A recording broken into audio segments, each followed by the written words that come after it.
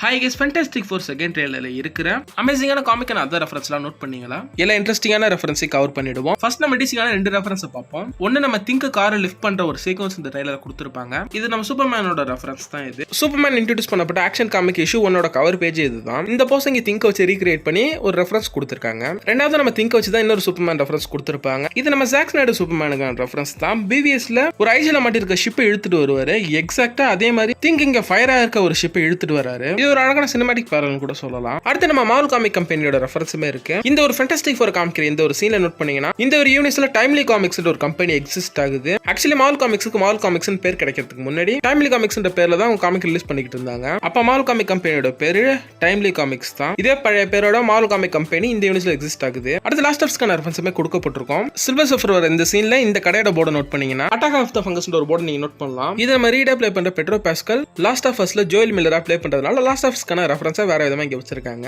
அதே சீன்ல இன்னொரு பாடி நீங்க நோட் பண்ணலாம். வெஸ்ட்வியூ அப்ளையன்ஸ் டெலிவிஷன் அந்த பாடி நீங்க நோட் பண்ணலாம். வெஸ்ட்வியூ மார்வல்ல எங்க அப்பேர் ஆச்சு? வாண்டா விஷன்ல தான். வாண்டா விஷனுக்கு இந்த ஃபேண்டாஸ்டிக் ஃபோருக்கும் சேம் ஒரே டேரக்டர் தான்.